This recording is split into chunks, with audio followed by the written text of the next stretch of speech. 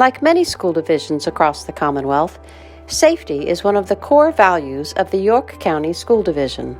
Over the last several years, the division has seen an increase in injuries and workers' compensation claims among teachers, particularly those working in special programs who often work with children experiencing emotional dysregulation. The data before us did show that there were an increased number of physical interventions between maybe the student and the staff that may have been supporting them. And we wanted to make sure we were prioritizing student safety as well as staff safety, and that is really what launched our work in finding an intervention that would help kind of meet in the middle for them. The division implemented the UKERU training program earlier this year. It looks critically at how to keep students and staff safe in behavioral situations. So it really spends time helping teachers and staff understand the why behind behavior and helping students to identify what they need and working them therapeutically through larger emotional situations in a safe way. So we really liked it because it emphasized staying away from that behavior and not ever getting there, and how to use comfort versus control.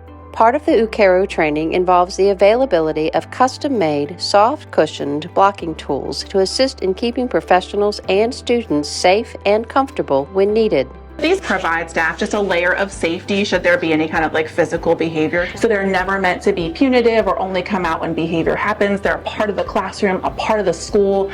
There's a social story that goes with that as well, that just teaches them about how to keep them safe. We're losing some of our most valuable teachers that have these very specific strengths. It just was so timely that I was able to come over and say, hey, our insurance company has a grant. We've had a big increase in our teachers getting hurt. So I think it allowed them to get more of the product.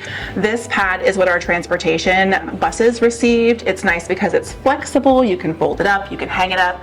It's used primarily to block any kind of self-injury. So if a student were hitting their head or something like that, it could protect, or it can just protect our staff in the event that something like that happens. These are more for if there is physical behavior in a learning environment. So just to keep staff safe. It also gives students a redirection if they really need to just get some physical energy out. Some of my kids practice with them and they pretend to be dragons breathing fire and they block with them. They're allowed to sit on them, play with them, all of those things. So it's not just for behavior, it's more about supportive culture for our students.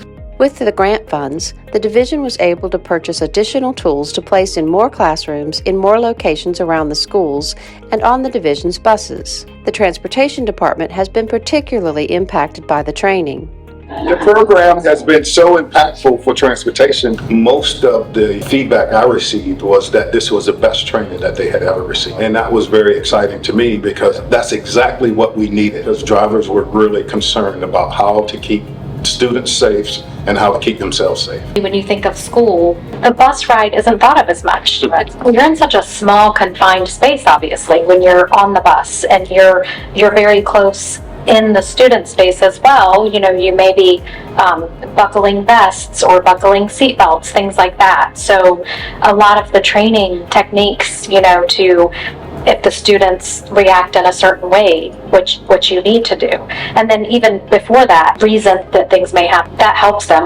A lot of my sped drivers have said that it's made a difference with the students' behavior as well. This program gave them the confidence to know they could do their job well and safe. The most important thing is to let drivers know that they had a responsibility to do something. We just don't want to allow students to hurt themselves. It's our responsibility to protect them as much as possible, as well as protect ourselves. And I think that was the most important thing that was received from the training. The program has been received positively throughout all departments.